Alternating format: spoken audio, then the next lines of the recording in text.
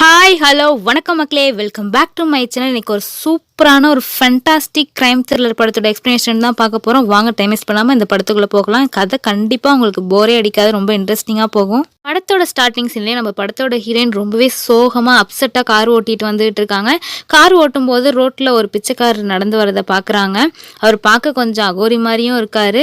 அதுக்கப்புறம் அவங்க கார் ஓட்டிட்டு ரொம்ப தூரம் போயிடுறாங்க. அப்புறம் பார்த்தா மறுபடியும் அதே ஆள் அதே ரோட்டில் நடந்து வராங்க. என்னடா இப்போ தான் கொஞ்சம் நேரத்துக்கு முன்னாடி பார்த்தா ஒரு மறுபடியும் அதே மாதிரி நடந்து வராருன்னு சொல்லி அதை யோசிச்சுக்கிட்டே ஓட்டிட்டு வந்தா ஆப்போசிட்ல வந்த ஒரு பைக் மேல இடிச்சிடுறாங்க. அந்த பைக் ஓட்டிட்டு வந்த பையனுக்கு நல்ல வேலைங்க, பெரிய காயம்லாம் இல்லை, கையில் தான் கொஞ்சம் ஸ்க்ராட்ச் ஆயிடுச்சு. சேர்ந்து ஹீரோயினை அவங்க கார்லேயே அழைச்சிக்கிட்டு கொண்டு போய் ஹாஸ்பிட்டல்லையும் சேர்க்குறாங்க. அந்த நபரும் பயங்கர கோவமாக பேசுகிறாரு. இவர் பேர் விஷால்னே சொல்லிக்கலாம்.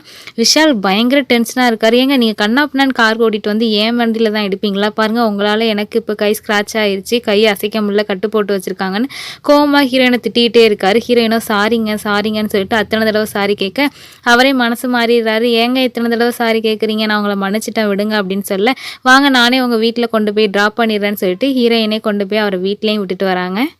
ஹீரோயின் வீட்டில் விட்டுட்டு அவங்க வீட்டுக்கு வந்துடுறாங்க. அடுத்த நாள் இவங்க கொண்டு போய் காட்டினாங்க இல்லையா, அந்த ஹாஸ்பிட்டல்லேருந்து ஹீரோயின் நம்பருக்கு ஃபோன் வருது. ஏன்னா ஹீரோயின் அவங்க நம்பர் தான் ஹாஸ்பிட்டலில் கொடுத்துருப்பாங்க. ஸோ அதனால தான் பேஷண்ட் கடிக்கிறதுக்கு பதிலாக ஹீரோயின் கடிச்சிருப்பாங்க.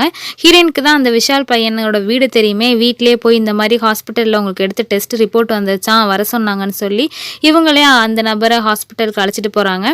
ஸோ செக் பண்ணி பார்த்து டாக்டரும், நீங்கள் 1 வீக் வீட்டில் ரெஸ்ட் எடுத்தாகணும், அது மட்டும் இல்லாமல் ஹெவி ஒர்க் எதுவும் பார்க்கக்கூடாது, உங்களுக்கு இம்யூனிட்டி பவர் கம்மியாக இருக்குது, நல்லா சாப்பிடணும் அப்படின்னு சொல்ல, விஷாலும் சரின்னு சொல்லிட்டு ஹீரோயினோட கார்லேயே வந்து ஏறுறாரு. போயிட்டு இருக்கப்பே அந்த சூப்பர் மார்க்கெட் நிறுத்துங்கன்னு சொல்லி இறங்கி உள்ளே போய் ஒரு 10-15 மேகி பொட்டணம் வாங்கிட்டு வராரு. ஹீரோயினும் எதுக்குங்க இதை வாங்கிட்டு வரீங்கன்னு கேட்க, ஆமாம் டாக்டர் தான் சொன்னார் இல்லைங்க நல்லா சாப்பிடணும்னு சொல்லிட்டு, எனக்கு சமைக்க தெரிஞ்சது இந்த மேகி மட்டும்தான், அதனால தான் மேகியும் வாங்கிட்டு வரேன்னு சொல்ல ஹீரோயினும் சரின்னு சிரிச்சுக்கிட்டே வராங்க. டாக்டர் சொன்னது ஹெல்த்தியாக சாப்பிடணும்னு சொன்னார், நீங்கள் என்ன மேகி பாக்கெட் வாங்கி வச்சுருக்கீங்கன்னு சொல்லி பேசிக்கிட்டே வந்து ஹீரோயின் அவரை வீட்டில் விட்டுட்டு அவங்க வீட்டுக்கு வந்துடுறாங்க. அவங்க சாப்பிட்டுட்டு இருக்கும்போது விஷால் சொன்னது ஞாபகம் வருது, எனக்கு சமைக்க தெரியாது, மேகி மட்டும்தான் சமைக்க தெரியும்னு சொன்னது. அதனால இவங்க சாப்பிட்டுட்டு வீட்டில் சமைச்ச சாப்பாடையும் கொஞ்சம் பேக் பண்ணிட்டு போய் அவர்கிட்ட கொடுக்குறாங்க. அவரும் இதை சாப்பிட்டு பார்த்துட்டு ஆஹோ ஓஹோன்னு புகழ்கிறாரு. செம்ம டேஸ்ட்டாக இருக்குங்க, வேறு லெவலாக இருக்குங்கன்னு சொல்லிட்டு அதுக்கப்புறம் ஹீரோயினும் பாத்திரத்தை வாங்கிட்டு வீட்டுக்கு வந்துடுறாங்க. அடுத்த நாள் இவர் ஃபோன் பண்ணி இந்த மாதிரி நான் வெளில போகணும், நீங்கள் வரீங்களா, என்னை வந்து பிக்கப் பண்ணி அழைச்சிட்டு போகிறீங்களான்னு கேட்க ஹீரோயினுக்கு பயங்கர டென்ஷன் ஆகுது. நான் அவங்க மேலே இடித்தது தப்பு தான், அதுக்காக உங்களுக்கு என்னென்னமோ பண்ணிட்டோனோ அதெல்லாமே பண்ணிட்டேன், உங்களுக்கு டாக்டர்கிட்ட காமிச்சேன், ஒரு நாள் சாப்பாடுமே சமைச்சு கொண்டு வந்து கொடுத்துட்டேன், இன்னும் ஏன் என்னை தொந்தரவு பண்ணுறீங்க, நீங்கள் நினச்ச நேரத்துக்குலாம் கூப்பிட்டா என்னால் வர முடியாதுன்னு சொல்லி டென்ஷனாக பேசுகிறாங்க. சரிங்க சாரின்னு சொல்லிட்டு இவரும் சாரி சொல்கிறாரு. இருந்தாலும் ஹீரோயினுக்கு மனசு கேட்கல. இவங்க வீட்டுக்கு போய் அவரை அழைச்சிட்டு வராங்க. ஹோட்டல்லையும் வாங்கி 2 பேரும் சாப்பிட்றாங்க. இப்படியே இவங்களுக்குள்ள நாளுக்கு நாள் நெருக்கமாகிக்கிட்டே இருக்குது. இப்போலாம் அடிக்கடி 2 பேரும் சேர்ந்து ஊர் சுற்ற ஆரம்பிக்கிறாங்க. 2 பேரும் கிட்டத்தட்ட லவ் பண்ணவே ஆரம்பிச்சிடுறாங்கன்னே சொல்லலாம். 2 பேருக்குமே ஒருத்தர் மேலே ஒருத்தர் இன்ட்ரெஸ்ட் வந்துடுது. அப்படியே இந்த இடத்துல சீனை கட் பண்ணி இன்டர்மிஷன்னு போட்டுட்டு இன்டர்மிஷனுக்கு அப்புறம் ஒரு வீட்டை காட்டுறாங்க. அந்த வீட்டுக்கு நம்ம ஹீரோயின் அவரோட கணவரோட போகிற மாதிரி காட்டுறாங்க. அட என்னடா இது, நம்ம ஹீரோயினுக்கு ஏற்கனவே வேறு ஒருத்தரோட கல்யாணம் ஆயிடுச்சான்னு நம்ம ஷாக்கிங்காக பார்த்துக்கிட்டு இருக்கோம். ஹீரோயினுக்கு வீட்டில் பார்த்த மாப்பிள்ளையை தான் கல்யாணம் பண்ணி வச்சுருப்பாங்க. ஸோ மாப்பிள்ளை நல்லா பயங்கர பணக்காரர், பிஸ்னஸ் பண்ணிகிட்டு இருக்காரு. நான் இவர் இனிமேல் ஹீரோயினோட ஹஸ்பண்ட்னே சொல்லிக்கிறேன். 2 பேரும் கல்யாணத்துக்கு அப்புறம் ஒரு பெரிய பீச் ஹவுஸில் வந்து குடியேறுறாங்க. ஆனால் இவருக்கு ஒய்ஃப் மேலே இன்ட்ரெஸ்டே இல்லைங்க. என்னடான்னு பார்த்தா தான் தெரியுது, இவரோட ஆஃபீஸில் வேலை பார்க்குற ஒரு பொண்ணு கூட இவர் இல்லீகல் அஃபேரில் இருக்காருன்னு தெரிய வருது. அதனால தான் ஒய்ஃபே கண்டுக்க மாட்டுறாரு. ஆனால் ஹீரோயினுக்கு இதெல்லாம் ஸ்டார்டிங் தெரியலை. நம்ம கூட பழகிறதுக்கு கொஞ்சம் சரியாக ஃபீல் பண்ணுறாரு போல், கொஞ்ச நாள் வெயிட் பண்ணுவோன்னு சொல்லிட்டு இருக்காங்க. ஆனால் இவருக்கு நினப்பு ஃபுல்லாக ஆஃபீஸில் இருக்க அந்த அஃபேர் மேலேயே தான் இருக்குது. ஹீரோயின் ஃபோன் அடித்து நீங்கள் இன்றைக்கி மதியானம் வீட்டுக்கு வரணும், நான் உங்களுக்கு பிடிச்ச எல்லா சாப்பாடும் சமைச்சி வச்சுருக்கேன்னு சொல்ல இவர் சரிம்மான்னு சொல்லிட்டு அவர் ஆஃபீஸில் இருக்க அஃபேர் பொண்ணோட சேர்ந்து ஹோட்டல்லாம் சுற்றிட்டு அங்கே இங்கேயும் சாப்பிட்டுட்டு நைட்டு லேட்டாக வராரு. ஹீரோயினும் சமைச்சி வச்சுட்டு அவர் வர வரைக்கும் சாப்பிடாமல் வெயிட் பண்ணால் இவர் வந்து நான் சாப்பிட்டுட்டேம்மான்னு சொல்ல இவங்களுக்கு ரொம்ப அப்செட்டாக ஆயிடுது. என்னாச்சு, ஏன் சாப்பிட மாட்டீங்கன்னு கேட்க ஸ்டொமக் அப்செட்டாக இருக்குன்னு ஒரு காரணத்தை சொல்ல இவங்க அதை நம்பிடுறாங்க. இவருக்கு உடம்பு தான் சரியில்லை போலன்னு சொல்லிட்டு அடுத்த நாள் காலைல வேற தயிர் சாதம் அது இதுன்னு ரெடி பண்ணிட்டு இருக்காங்க. ஹீரோனோட ஹஸ்பண்ட் காலையிலையும் சாப்பிடாம ஆஃபீஸ்க்கு கிளம்பி போயிடுறாங்க. ஸோ இதனால் ஹீரோயின் என்ன பண்ணுறாங்க, நம்மளே கொண்டு போய் ஆஃபீஸில் சாப்பாடு கொடுத்துடலான்னு சொல்லிட்டு தயிர் சாதத்தை பேக் பண்ணிவிட்டு ஆஃபீஸ்க்கு கிளம்பி ஆட்டோ பிடிச்சி போயிட்டுருக்காங்க. ஆட்டோ இல்லை காரில் போயிட்டுருப்பாங்க. இவங்க முன்னாடியே ஹஸ்பண்டுக்கு இன்ஃபார்ம் பண்ணியிருக்க மாட்டாங்க, இந்த மாதிரி நான் லஞ்ச் கொண்டு வரேன்னு சொல்லிட்டு. இவங்க சர்ப்ரைஸாக போய் அவரோட ரூம் கதவு திறந்தா, அங்கே இவரும் அந்த ஆஃபீஸில் வேலை பார்க்குற அந்த பொண்ணு ரொமான்ஸ் பண்ணிகிட்டு இருக்கதை பார்த்துட்டு அப்படியே ஷாக் ஆகி கொண்டு வந்த சாப்பாடு பேக் அப்படியே போட்டுட்டு அழுதுகிட்டே வெளில போகிறாங்க. அழுதுகிட்டே வெளில போய் என்னை ஏமாற்றிட்டாங்கன்னு சொல்லி தனியாகவே புலம்பிக்கிட்டே போய் காரை எடுத்துகிட்டு சோகமாக வண்டி ஓட்டிகிட்டு வருவாங்க. இதுதாங்க நம்ம ஆரம்ப சீனில் பார்த்தது. சோகமாக கார் ஓட்டிகிட்டே வரப்போ தாங்க அந்த விஷாலுங்கிற பையன் மேலே மோதி அதுக்கப்புறம் அந்த பையனை ஹாஸ்பிட்டலுக்கு அழைச்சிட்டு போகிறது இங்கே போகிறதுன்னு சொல்லிட்டு இவங்களுக்குள்ளே அஃபேர் வளர்ந்துருக்கும்.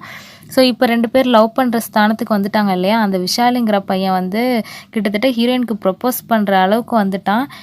இன்னும் ஆனால் அவங்க ஹஸ்பண்ட் அண்ட் ஒய்ஃபாக ஒரே வீட்டில் தான் இருக்காங்க. இந்த அஃபேர் தெரிஞ்சதுக்கப்புறம் கொஞ்ச நாள் பேசிக்காமல் இருந்திருப்பாங்க. அந்த டயத்தில் தான் விஷால் கூட நம்ம ஹீரோயினுக்கு அஃபேர் வந்திருக்கும். அதாவது அஃபேர்னு சொல்ல முடியாது, 2 பேரும் பழக்க ஆரம்பித்து லவ் பண்ணுற ரேஞ்சுக்கு வந்திருப்பாங்க.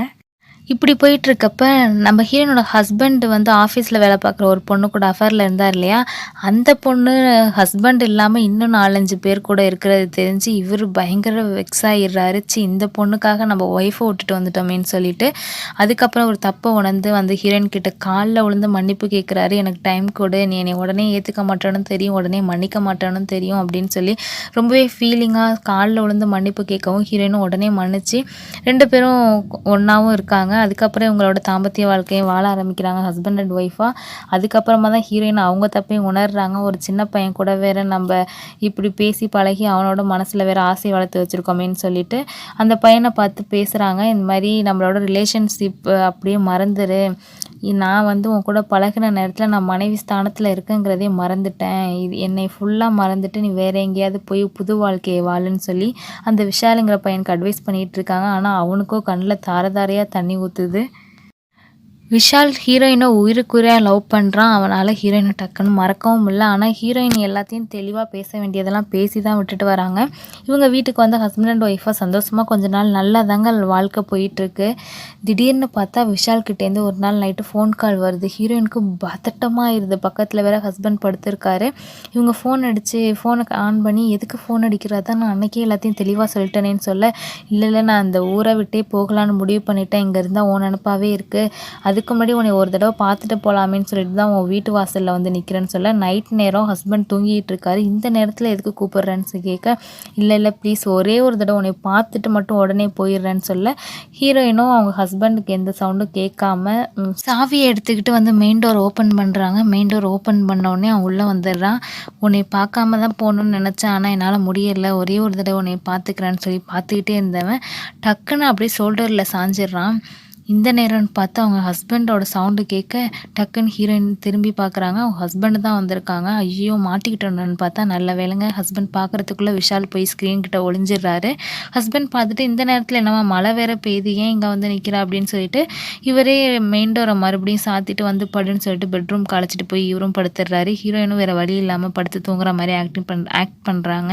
கொஞ்ச நேரம் வெயிட் பண்ணிக்கிட்டே இருக்காங்க. அவன் வந்தது உண்மையா இல்லை கனவா, எங்கே போயிருப்பான்னு சொல்லி யோசிச்சுக்கிட்டே இருந்தவங்க திடீர்னு பார்த்தா ஹீரோயின் கண்ணு முன்னாடி பெட்ரூம்க்கே வந்துட்டான். இங்கே என்ன பண்ணுற அப்படின்னு சொல்லிட்டு ஹீரோயின் சவுண்டே இல்லாமல் கீயை எடுத்துகிட்டு அவனை வெளில அழைச்சிட்டு போய் ரூம் கதவை சாத்துறாங்க. அப்போ தாங்க தெரியுது ஹஸ்பண்ட் தூங்குற மாதிரி நடிச்சிருக்காரு. கடைசியில் அவரும் முழிச்சிட்டு தான் இருந்திருக்காருன்னு. ஹீரோயின் நீ வெளில சொல்லி கதவை திறந்து அவரை விஷாலை வெளில தள்ளி விட்டுறாங்க. வெளில தள்ளி விட்டதை பார்த்தோன்னா அவருக்கு ஒரு மாதிரியே ஆயிடுது. என்னடா இவ்வளோ நாள் இப்படி பாசம் காட்டினவங்களும் இப்போ இப்படி வெறுப்பு காட்டுறாங்களேன்னு சொல்லி பார்க்க ஹீரோயினுக்குமே கஷ்டமாக போயிடுது. அதுக்கப்புறம் ஹீரோயின் அப்படியே நிற்கிறாங்க ஸ்டன் ஆகி. அவன் என்ன நினச்சான்னு தெரில, மறுபடியும் வந்து ஹீரோயினை கட்டி பிடிக்கிறான். இவன் கட்டி பிடிக்கிறதுக்கும் ஹீரோயினோட ஹஸ்பண்ட் வந்து பார்க்குறதுக்கும் கரெக்டாக இருக்குது. இதை பார்த்தவர் தான் நேராக கிச்சனுக்கு போய் கத்தி எடுத்துகிட்டு வந்து 2 பேரையும் வெட்ட வராரு. எப்படியோ சண்டையெல்லாம் போட்டு தப்பிச்சுக்கிட்டு இருக்கு. ஹீரோயின் மேலேயும் வேறு வெறியில் வேறு வெட்ட வராரு. ஹீரோயினுக்கு என்ன பண்ணுறதுனே தெரில. வீட்டை விட்டு போய் வெளில நின்றுடுறாங்க. இங்கே உள்ள 2 பேரும் சண்டை போட்டுட்டு இருக்காங்க. திடீர்னு பார்த்தா ஒரே மயான அமைதி. ஹீரோயினுக்கு ஒன்றுமே புரியல. அப்படியே மெல்ல மெல்ல வீட்டுக்குள்ளே வந்து பார்த்தா ஹீரோனோட ஹஸ்பண்டை சுத்தியலால் அடித்து விஷால் சாக அடிச்சிருக்காரு. ஸோ விஷாலுக்கு என்ன பண்ணுறதுன்னு தெரியல. ஹீரோ தான் கத்தியால் குத்த வந்திருப்பார். இவர் அதுக்கு பதிலாக இவரை அடிக்கிறேன்னு சொல்லிட்டு சுத்தியலால் அது மண்டையிலே அடிக்க ஆன் த ஸ்பாட்டில் ஆள் இறந்துடுறாரு. ஹீரோயின் ஹஸ்பண்டோட பாடியை பார்த்து தேம்பி அழுகுறாங்க. விஷாலாக வந்து சாரி நான் பண்ணது தப்பு தான், அழாத விடாத அப்படின்னு சொல்லி பேசிகிட்டு இருக்காரு. நான் வேணால் பண்ண தப்புக்கு வேணால் போலீஸில் ஆஜராகி நான் போய் தண்டனை அனுபவிச்சுட்டு வரேன். ஆனால் ஒன்று மட்டும் ஞாபகம் வச்சுக்கோ, உன் ஹஸ்பண்டுக்கு நீ கிடச்ச பொக்கிஷம். ஆனால் ஒழுங்காகவே உன்னை பார்த்துக்கல, நான் உன்னை நல்லா பார்த்துக்கிறேன், இப்போ கூட ஒன்று கெட்டு போல, நீ ஊன்னு ஒரு வார்த்தை சொன்னீங்கன்னா அப்படியே பாடியை பேக் பண்ணி டிஸ்போஸ் பண்ணிவிட்டு நம்ம ஏதாவது கண்ணும் காணாத ஒரு இடத்துல ஒரு வேறு கண்ட்ரியில் போய் சந்தோஷமாக வாழலாம் அப்படின்னு சொல்லி பேசிக்கிட்டு இருக்காரு விஷால். அதுக்கப்புறம் விஷால் பாடியை எடுத்து பேக் பண்ணுறாரு. பேக் பண்ணிட்டு நீ இங்கேயே வெயிட் பண்ணு, நான் என் வீட்டுக்கு போய் தேவையான திங்ஸ் என் ட்ரெஸ் எல்லாம் பேக் பண்ணிட்டு வந்துடுறேன், நீ பயப்படாத, 1 ஹவரில் நான் வந்துடுவேன்னு சொல்லிட்டு விஷால் போகிறாரு. ஹீரோயினும் அப்படியே இங்கே உட்காந்துருக்காங்க. மெழுகுபத்தியை கொளுத்தி வச்சு ஹஸ்பண்டோட ஆன்மா சாந்தி அடைகிறதுக்காக ப்ரேயர் பண்ணிகிட்டு இருக்காங்க. 1 மணி நேரத்துக்கு மேலே ஆகுது, போனவர் ஆளை காணும். ஃபோன் அடித்தாலும் ஃபோன் போக மாட்டுது. ஹீரோயினுக்கு தான் விஷாலோட வீடு தெரியும் இல்லையா, உடனே கார் எடுத்துகிட்டு கிளம்புறாங்க. கார் வேற மக்கர் பண்ணுதுங்க, பாதி இடத்துலேயே ஸ்டாப் ஆயிடுது. ஹீரோயினுக்கு என்ன பண்ணுறதுனே தெரில. காரை அப்படியே நிறுத்திட்டு கார்லேருந்து இறங்கி வெறும் காலில் ஓடுறாங்க. ஓடியே விஷாலோட வீட்டுக்கு போயிடுறாங்க. உள்ளே போய் பார்த்தா வீடு திறந்தே இருக்குது. உள்ளே ஆளே இல்லை. உள்ளே ஒரு லெட்டர் எழுதி வச்சுருக்காரு. எனக்கு உன் ஹஸ்பண்டை கொலை பண்ணுற அளவுக்கு தைரியம் இருந்தது, ஆனால் அதுக்கு மேலே நான் ஒரு கோலை உன்னை வச்சு காப்பாற்றுற அளவுக்கு எனக்கு தைரியம் இல்லை, நான் பயந்து போய் வேறு ஊருக்கு போயிட்டேன், என்னை தேடாத கண்ணும் காணாத ஒரு இடத்துக்கு போயிட்டேன், எனக்கு போலீஸ்னாலே பயம் அப்படி இப்படின்னு சொல்லிட்டு என்னென்னமோ லெட்டரில் எழுதி வச்சுருக்காரு. நீ என்னை மன்னிக்க மாட்டேன்னு தெரியும், நான் பண்ணது பெரிய துரோகம்னு தெரியும்லாம் எழுதி வச்சு, இதை படிக்க ஹீரோனுக்கு பயங்கர கோவம். அப்படியே லெட்டரை கிழிச்சு போட்டு அவன் வீட்டில் இருக்க பொருள்லாம் போட்டு கண்ணாப்பண்ணான்னு உடைக்கிறாங்க. அதுக்கப்புறம் உங்களுக்கு என்ன பண்ணுறதுனே தெரியல. அப்படியே அழுது தேமி முடியெல்லாம் களைஞ்சி அப்படியே ரோட்டில் ஒரு மாதிரி நடந்து வராங்க. அன்டயத்தில் இப்படி ஒரு லேடிஸ் நடந்து வந்தால் அந்த நேரத்தில் போலீஸ் ரவுண்ட்ஸ் வரவங்க சும்மா விடுவாங்களா? இவங்கள பார்த்துட்டு பின்னாடியே ஜீப்பில் வராங்க. போலீஸ் சவுண்டு கேட்டோன்னே இவங்க வேகமாக ஓடி போய் ஒரு இடத்துல ஒளிஞ்சிக்கிறாங்க.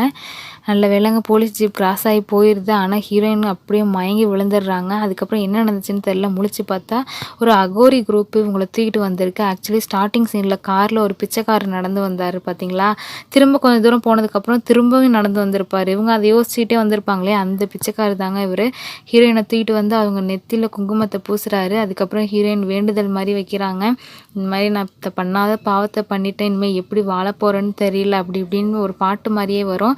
அதுக்கப்புறம் இவர் ஒரு வரம் கொடுக்குறாரு, நீ போ புருஷனை காப்பாற்று அப்படின்னு சொல்லி வரம் கொடுக்க, அப்படியே ஹீரோயின் கண்ணை முழிச்சு பார்த்தா அந்த ஹீரோயினோட ஹஸ்பண்டுக்கும் விஷாலுக்கும் சண்டை நடந்துகிட்டு இருந்துச்சு. ஹீரோயின் வீட்டுக்கு வெளியில் நின்றுட்டு இருந்தாங்க பார்த்தீங்களா, அந்த இடத்துக்கு இப்போ மறுபடியும் வந்துட்டாங்க. ஸோ கடவுள் கொடுத்த மறுவாய்ப்பாக நினச்சிக்கிட்டு இவங்க வேகமாக உள்ளே போய் சண்டை நடந்துகிட்டு இருக்க போய் காப்பாற்றிடுறாங்க. ஹஸ்பண்ட் மேலே சுத்தியல் விஷால் அடிக்காத மாதிரி போய் இவங்க தடுத்துடுறாங்க. ஹீரோனோட ஹஸ்பண்டுக்கு எந்த பிரச்சனையுமே இல்லை, அவர் உயிரோட இருக்காரு. ஹீரோயினே விஷாலை கண்ணாப்பண்ணான்னு திட்டி வெளில அனுப்பி விட்டுடுறாங்க. ஹீரோக்கிட்டையுமே நடந்தது எல்லாத்தையும் எக்ஸ்பிளைன் பண்ணி மன்னிப்பும் கேட்குறாங்க. அதுக்கப்புறம் கணவன் மனைவியாக இவங்க எப்போதும் போல் இவங்க வாழ்க்கையை நடத்துகிறாங்க. விஷால் அவர் பாட்டுக்கு போயிடுறாரு. ஸோ இந்த மாதிரியான ஒரு நல்ல எண்டிங்கோட இந்த படத்தை முடிச்சிடுறாங்க. இது கொஞ்சம் டிஃப்ரெண்ட்டாகவே இந்த கதை இருந்துச்சு. டைம் இருந்தால் இந்த படத்தை பாருங்கள். தேங்க்யூ.